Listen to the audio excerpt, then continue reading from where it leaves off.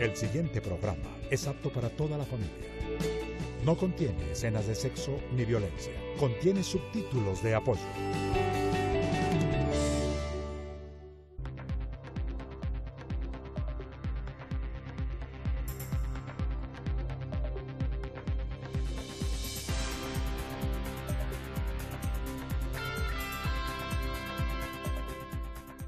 Muy buenos días, amables televidentes. Bienvenidos a el programa de todos ustedes, los que ven el Canal 1. Recuerden que nos pueden enviar sus cartas con las sugerencias, recomendaciones o quejas acerca de los contenidos de los programas que se emiten en este canal a la Avenida El Dorado número 85 de 55, local 107 de la ciudad de Bogotá, o a defensortv1@gmail.com.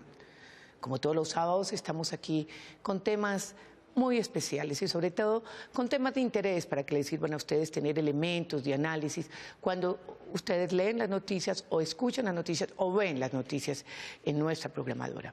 Hoy vamos a hablar, por ejemplo, de lo que es la sexualidad entre adolescentes, un tema que sobre todo preocupa a las autoridades de este país porque está disparada, sobre todo, los embarazos entre niñas entre los 11 y los 14 años y adolescentes que se consideran a partir de los 14 años. Para ello vamos a hablar con una investigadora de la Universidad de La Sabana, quienes realizaron una investigación sobre cómo es el inicio sexual de los dos jóvenes de hoy. Ya regresamos en unos minutos.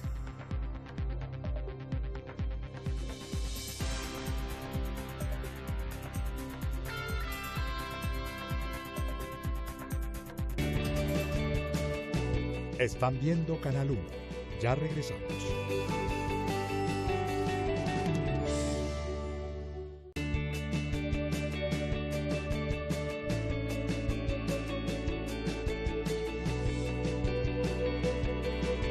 Usted está viendo Canal 1.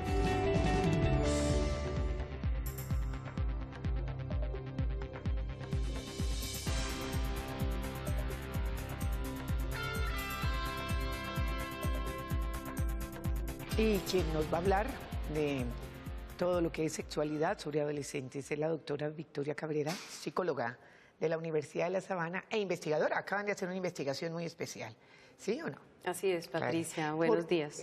¿Por qué decidieron hacer esa investigación? ¿O ustedes fueron como ahí, como de colaterales, o cómo fue? Mira, nos interesó hacer esta investigación sobre todo para entender cuáles eran las variables o las razones por las cuales los adolescentes empezaban su vida sexual y conocer todo su estilo de vida sexual y así, de acuerdo con esas variables, sobre todo del contexto familiar, que eran las que más nos interesaban, podrían hacer los papás algo para que estos jóvenes manejaran su sexualidad de la manera más acertada, más sana posible, ¿no? Con un estilo de vida saludable. ¿Es distinta la sexualidad a nivel rural que a nivel urbano?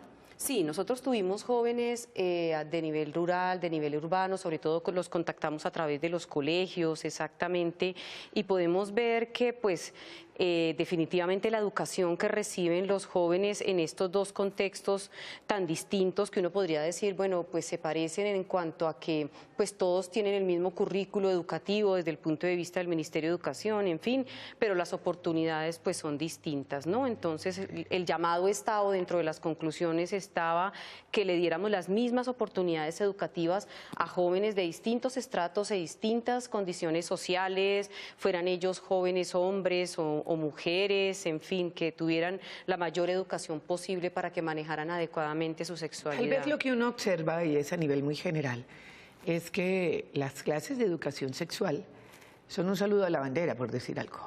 Es decir, los colegios, muchos de los colegios omiten esa clase de sexualidad. Y en otros, pues simplemente dan un brochazo o cualquier lectura, creen que eso es clase de educación sexual.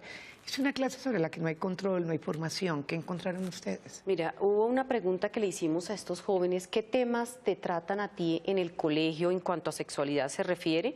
En contraste con otra pregunta que hicimos, ¿qué temas te gustaría que te dijeran en las clases de educación sexual, tanto en el colegio como en las familias? Aclaro y hago aquí un paréntesis. Las clases de educación sexual no solo se deben dar en los colegios. Sí. Debe también hablarse del tema en el contexto familiar, ¿no?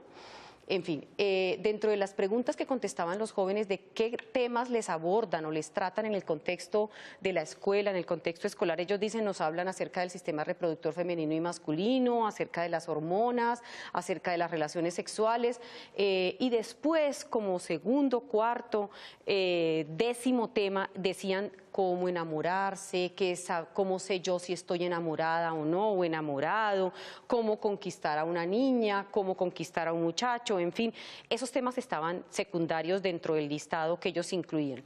Cuando les preguntábamos qué temas te gustaría que te trataran, ellos ponen de primero los segundos. Claro, sí, exactamente, me agarraste la idea, de tal manera que, pues si bien es cierto hablarles de estos temas como el uso de preservativos y demás, pues también es importante hablarles de los sentimientos, de los afectos, de saber cuándo están enamorados, cómo tener una relación adecuada, cómo llegar a manejar adecuadamente su sexualidad, que es lo que ellos están pidiendo tanto en estos temas de educación sexual. Casi que intuí que eran la segunda parte, porque la mayoría de la gente sabe que eso es importante, pero no sabe cómo hacerlo. Es como cuando le dicen a usted, no, pues tiene que caminar bien, ¿y cómo? Es decir, ¿para dónde miro? ¿Levanto la cabeza? ¿Qué es lo que tengo que hacer, no? Si hay una mamá que está escuchándonos ahí, un papá debe estar haciendo de la misma pregunta, bueno, pero yo cómo le digo a mi hijo, oiga, es muy importante que usted se dé cuenta que está enamorado. ¿Cómo darse cuenta que está enamorado de un adolescente?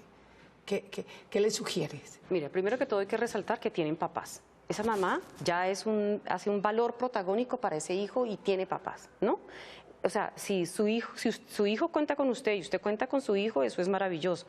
De tal manera que usted ya tiene por lo menos 40 años cuando tiene un hijo adolescente, ¿no? Bueno, bajémosle la edad, que tenga 35. Exacto. Está grande ya. Pero ya está grande y ya puede dar, de acuerdo con su experiencia personal, algún consejo. Algún consejo producto de un acierto o producto de un error. De tal manera que no tenga temor en dar un consejo en donde usted haya aprendido y ese consejo lo haya hecho madurar. Por ejemplo, eso es un lo consejo. importante. Por ejemplo, un consejo cualquiera. Por ejemplo, a las niñas, sí. Claro que también aplica para los niños, que también se oye en otros contextos y los mismos jóvenes lo dicen. Ajá. Aplico o acudo a los resultados que obtuvimos en esta investigación. No muestre la gana desde el principio, ¿sí? O sea, sea prudente, piénselo, vaya paulatinamente, no vaya tan rápido. Los no jóvenes, se deje ganar de la emoción. Exacto, los jóvenes, entiendo, es comprensible, producto de ese volcán emocional y volcán de sus hormonas por las que están pasando, tienden a ser muy impulsivos, de tal manera que una de las variables que contemplamos en esta investigación es poder moldear ese carácter impulsivo que se puede llegar a tener en la adolescencia, poder educarlo, poder controlarlo, que cuando ya uno tiene 35, 40 años, estas mamás que oscilan en estas edades, pues pueden llegar a comprender que las decisiones que se toman bajo ese criterio no son las mejores, ¿no? Otro consejo puede ser, valore el otro sexo. Si usted es varón, valore la figura femenina, valore a las mujeres como tal, no las considere un objeto sexual, así como valore también a los hombres, ¿sí? Si pudiéramos empezar esas relaciones interpersonales desde la adolescencia entendiendo que el otro ser humano es un objeto de valor como tal en cuanto a su dignidad se merece, es distinto, ¿no? Se aborda de una manera distinta. Sea cauto en las relaciones interpersonales, considera a la otra persona de esa manera digna y con un valor esencial y no lo considere como entre ellos mismos, cáigale, mire, de una manera simplona y de una manera que no puede llevar a relaciones interpersonales acertadas. O sea, acuda a su experiencia personal como papá y no dude en transmitírsela a sus hijos partiendo de la madurez que usted ya tiene y de los errores y de los aciertos que pudo haber tenido también en esa edad.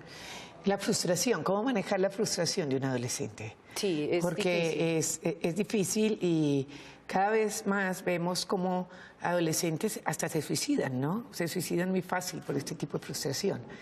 ¿Cómo manejarlas? ¿Con qué? Una variable que nosotros incluimos en este estudio, Patricia, fue la supervisión parental. La supervisión parental entendida como estar pendiente de las actividades de los hijos, como conversar con ellos, como saber qué le pasó el fin de semana pasado, cómo te fue en la evaluación que estudiaste anoche.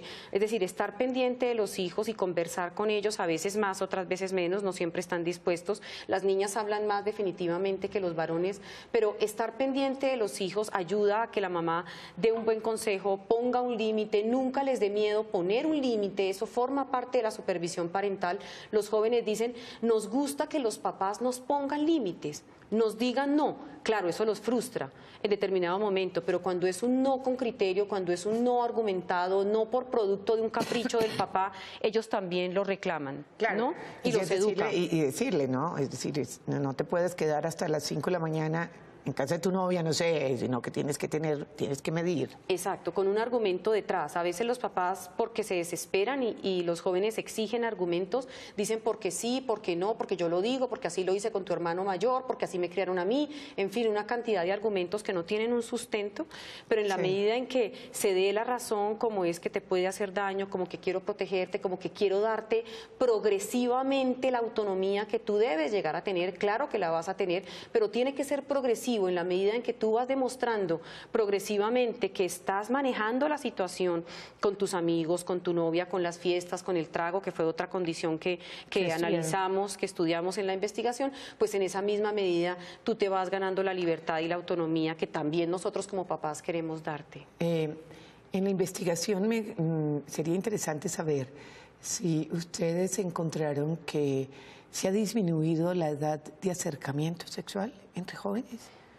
¿O sigue siendo un promedio de los 13, 14 años? No pudimos contrastar con adultos, ¿no? De pronto si investigáramos con adultos de 40 años, de 50 años, en donde nos pudieran dar reporte de su inicio de su actividad sexual, a qué edad ocurrió, de pronto ha bajado, ¿sí?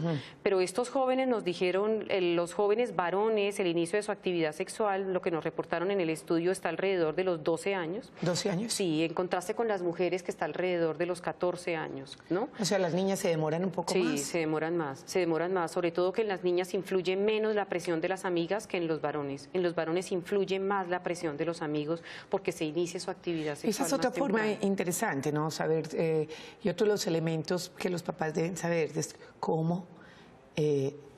sostener la presión, cómo aguantar la presión. Sí, esa ¿no? es una buena pregunta, porque lo que nos pudimos dar cuenta haciendo unos análisis estadísticos en la investigación es cómo contrarrestar la opinión y la presión de los amigos, que no podemos negar que existe. Claro. Sí, y que existe. O sea, claro. aquel joven solitario es preocupante, aquel joven que no tiene amigos es preocupante, aquel joven que no chatea es preocupante, sí, que no tiene un contacto social es preocupante, dentro de la medida de lo posible, por supuesto, dentro de las condiciones sanas, como se deben ejercitar este tipo de contactos sociales. Pero la mejor forma de contrastar es tener un vínculo afectivo cercano, fuerte, sólido, estable con los papás. O sea, jóvenes que sienten que sus papás siguen siendo un referente para ellos porque le dan buen ejemplo, porque son consistentes en la autoridad, porque cuando dicen sí es sí, cuando dicen no es no, y porque sobre todo les demuestran afecto, que los quieren de la manera que quieran. Eso les es dicen importante. te quiero mucho, cuenta conmigo. Conectar. Que se conecta con ese hijo. Esa es la mejor manera de contrastar una mala influencia. Eso es muy importante porque en estudios, en una entrevista periodística, la madre me decía, pero yo vivo pendiente de él. Y el niño me decía, el adolescente me decía, sí, mi mamá vive pendiente de mí, pero me regaña todo el día. Claro, o sea, de pronto, había mucha protección, pero no había conexión, ¿no? Así es, de pronto controla, la mamá controla, la mamá supervisa, la mamá exige, pero esa mamá también da afecto, también dice te quiero mucho, también abraza, aprieta, da un beso bien cálido, donde le demuestra, aquí cuentas conmigo. Sí, es que lo que pasa es que venimos de generaciones previas, sobre todo aquí en Colombia, Patricia, en donde podemos ver que si yo le doy un beso a mi hijo, si le doy un abrazo, esa idea todavía existe, pues estoy cediendo a la autoridad, lo estoy malcriando, él me va a considerar una tonta, un tonto, y pues yo tengo que ser aquí firme, ¿no? No, si se exige, si se es autoridad, si se controla, pero al mismo tiempo se da afecto, se le dice que le quiere mucho, se está pendiente de sus medicamentos cuando está enfermo, cuando quiere ir a alguna parte, si se le apoya en un deporte, lo va a ver el partido de fútbol, yo qué sé, así sea el más malo del equipo, pero es estar ahí, ¿no? Es estar ahí pendiente del hijo. Vamos ahora a un corte de comerciales y ya regresamos con la doctora Cabrales de la Universidad de La Sabana.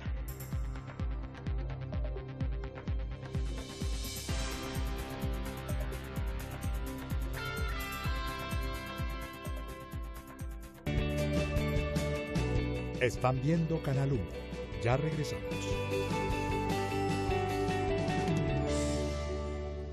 Todas las niñas jugamos a ser grandes, pero para mí nunca fue un juego. Desde muy pequeña me obligaron a comportarme como un adulto. Nunca olvidaré el día que me raptaron y me sacaron del país. tampoco el día que me drogaron. Y todo comenzó cuando hice clic en confirmar. En las redes sociales no todos son amigos. Acompaña a tus hijos mientras están en el computador. Una campaña de responsabilidad social de NTC Televisión.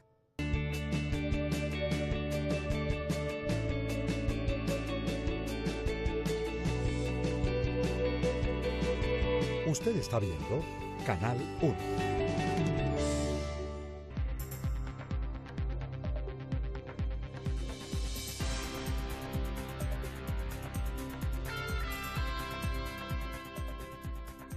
Regresamos de nuevo en nuestra invitada Victoria Cabrera y además con el tema de el acercamiento al sexo de los adolescentes. Es un tema que yo creo que sí le preocupa a muchos padres, madres, en realidad casi todos los adultos. Doctora Cabrera, ¿qué dijeron las niñas? Básicamente como sorprendente. ¿Lograron como esculcar un poco, es decir, por qué toman la decisión, cómo la toman y todo? Las niñas mostraron niveles más altos de autoeficacia sexual. Autoeficacia sexual la definimos en la investigación como aquella habilidad que deben tener las personas en general, no solamente los jóvenes de esta investigación o los adolescentes, sino la capacidad que debe tener una persona para abordar los temas relacionados con la sexualidad, decir sí cuando corresponda, decir no cuando no quieren, cuando les parezca oportuno. ¿Hablar de él? Hablar del tema, sí, claro. Exacto, y con una posición muy clara y muy certera, decir no quiero o sí quiero, de acuerdo con las circunstancias. Pues los niveles de autoeficacia sexual son más altos en las mujeres, ¿sí? También nos sorprendió que a ellas les gusta, dentro de los temas de educación sexual, que se incluyeran más acerca de manejo de los sentimientos, manejo de las emociones. De pronto se ve que los hombres manejan o son más racionales a la hora de enfrentar este estilo de relaciones interpersonales y como que se les educa desde edades tempranas en este manejo de las emociones y de los sentimientos, y por eso ellas quisieran que se incluyera más estos temas en los programas de educación sexual. Y las mujeres también, otro resultado bien interesante es que confían más en sus mamás, ¿sí? Cuando les preguntamos ¿a quién acudirías tú para tratar un tema de educación sexual? Las mujeres dicen que acudiría a su mamá. ¿Y los hombres al amigo? Y los hombres al amigo. Ah, claro, eso es así. Y entonces la pregunta que nos hacemos, ¿en dónde están los papás varones? ¿No? ¿Y ¿En dónde están los papás? ¿Y en dónde están? ¿En dónde están? ¿Y ustedes se encontraron en dónde estaban? Estaban de tercero, cuarto puesto. En las mujeres estaba de tercero, en los hombres estaba de cuarto.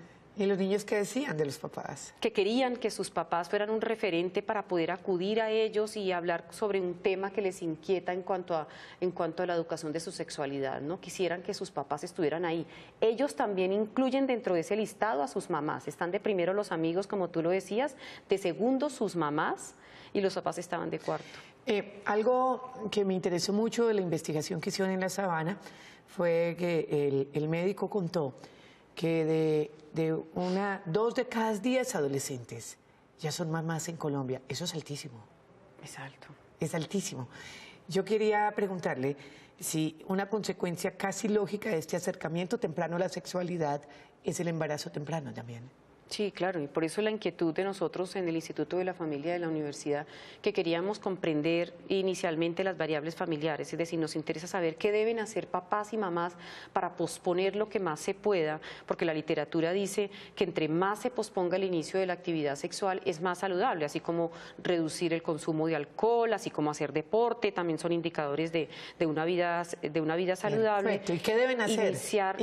Iniciar la actividad sexual más tarde. ¿Por qué más tarde? Porque el joven lo hace con más criterio, con mayor convencimiento, no producto de la presión, no producto de los pares, no producto de ¿tú ya lo hiciste?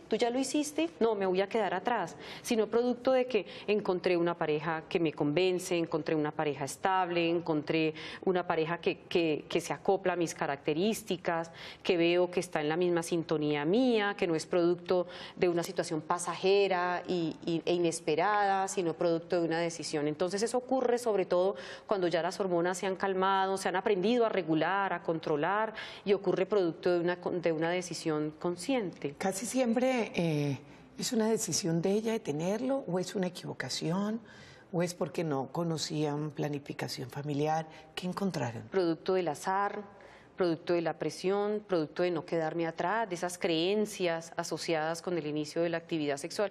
Y fíjate que lo que encontramos también fueron muchas creencias. Cuando les preguntamos a ellos, ¿tú crees que tus amigos ya han iniciado su actividad sexual? Ellos dicen que claro, que incluso yo me consideré atrasado. Yo creo que yo empecé tarde. El más tarde que empezó fui yo. Ajá. Exacto, y creen que todo el mundo en el curso o en el barrio o en el contexto social en el que se encuentran, ya todo el mundo empezó.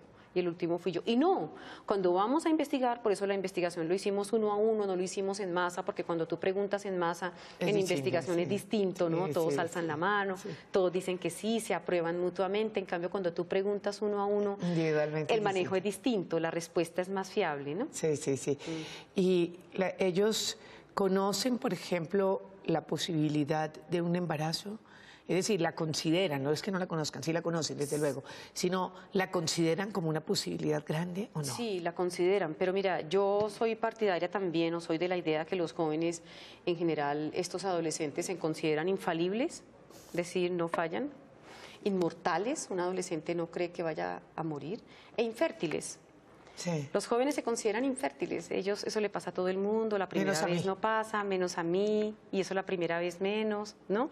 Bueno, hay que prepararlos para que, producto de su inexperiencia, claro, el lóbulo prefrontal y toda la corteza se termina de desarrollar entre los 21 y los 23 años, entonces es comprensible que tenga esta inexperiencia. Sí. Esta parte del cerebro contribuye a que tú entiendas el peligro y comprendas las situaciones de riesgo de una manera distinta cuando se termina de desarrollar el cerebro y pues por supuesto no han terminado de desarrollar todas estas terminaciones nerviosas. Entonces, por eso la propuesta, insisto, es educativa, es que los papás estén cerca, el contexto escolar esté cerca, los eduque, ¿sí? Que les saquen tiempo dentro del currículo escolar para educar a los jóvenes en temas de educación sexual. Y en la casa también, claro. Sí, y tal vez uno de los elementos que uno encuentra más a menudo es que hay como un desconocimiento total también de los padres de esa posibilidad de embarazo, hablar en general de sexo, ¿no? Pero claro, muy particularmente y muy puntualmente de embarazo, ¿no? Así es. Así es. Existe aquí entidades que dan pues muy buenos elementos, suministran sobre todo muy buena información como Profamilia, que uno se da cuenta que hay un club como de jóvenes, uno veía siempre muchachos allí, bueno, y todos los periodistas hemos hecho notas en Profamilia, y hay un gran desconocimiento de métodos anticonceptivos, de todo. ¿Le deben o no le deben los padres hablar de eso? Claro. ¿Desde qué momento se debe empezar a hablar de sexualidad? Hay que hablar del tema, pero mira que de acuerdo con los resultados de nuestra investigación, los jóvenes están saturados de esta información. Nos hablan, nos dicen en los grupos focales, nos dijeron en estas entrevistas que les hacíamos, nos hablan de eso, ¿sí?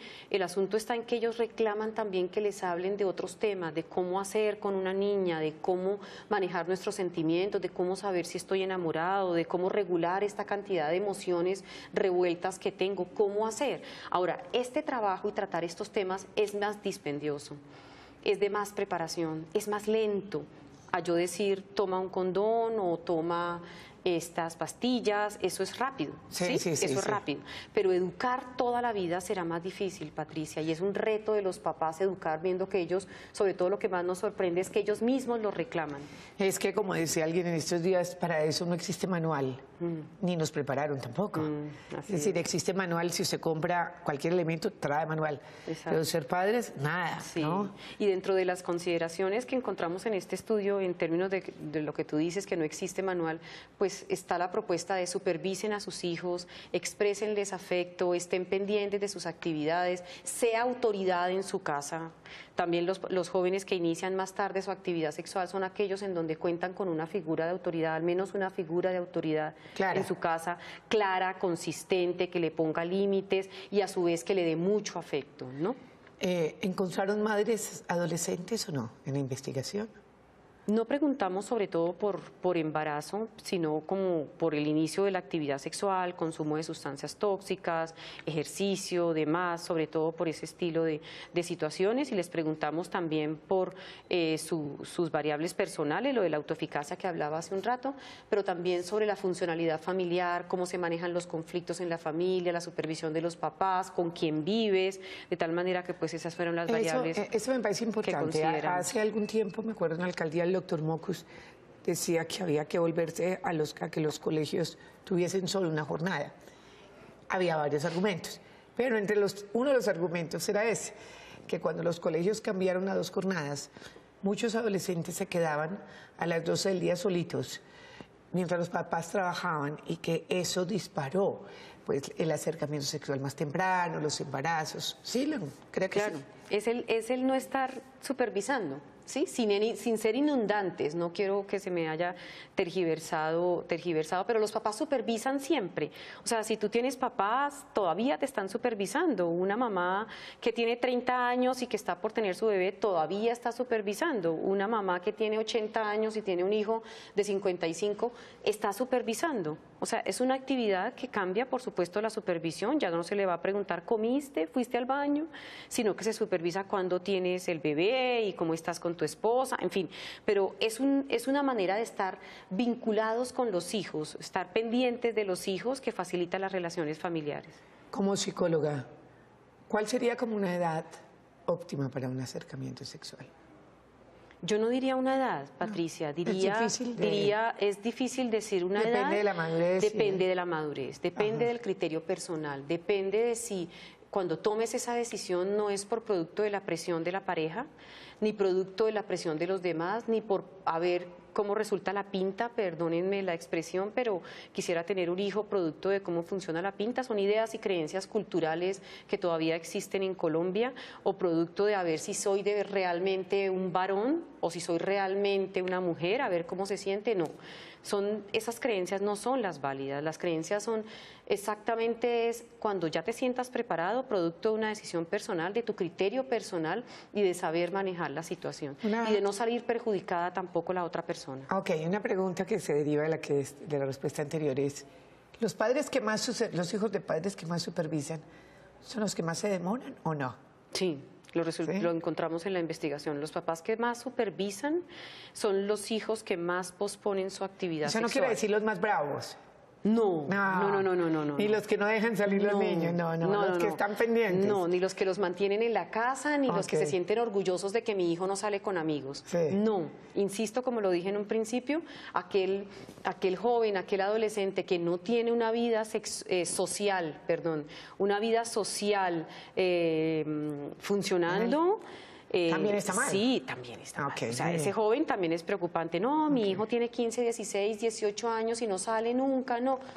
¿Tampoco? No, ese no es el indicador. El asunto también es que los jóvenes sepan seleccionar también los jóvenes que se acoplan a su propio estilo de vida, ¿no? Pues ha sido muy importante toda la información. Yo creo que todos hemos aprendido, y particularmente padres y jóvenes que en algún momento puedan estar viendo este programa. Es muy importante. ¿Cuándo van a dar a ustedes a conocer como más públicamente estos resultados de esta investigación? Sí, ya hemos venido en algunos medios dando a conocer estos resultados. Tenemos también un libro y algunas publicaciones de corte científico en revistas científicas, y hemos ido a algunas ciudades en donde fuimos a recoger estos resultados, y también hemos ido ya a devolver la retroalimentación de los resultados, ¿no? Entonces recuerden, hay que supervisar a los niños, no necesariamente eso quiere decir que sean bravos y que no los dejen salir, sino simplemente estar pendientes de ellos, ¿verdad? Eso es muy importante, ¿no? Con mucho afecto. Ok, y lo segundo es estar desconectado, ¿no? No pensar que simplemente su labor de padre se limita a controlar, a suministrar lo que tiene que suministrar, sino a tener contacto, ¿cierto? Así es. O sea, a ser más emotivo y mucho más cariñoso con ellos, ¿no? Así es. Y sobre todo responder a todas las preguntas, ¿no? Eso es, ¿no? Mil gracias por haber estado con nosotros. Con gusto, Patricia. No, esperamos tenerla aquí en una próxima oportunidad. Muchas gracias. Y a ustedes también mil gracias por habernos acompañado este sábado. Los esperamos el próximo a esta misma hora. Soy Patricia Gómez y les deseo un feliz día.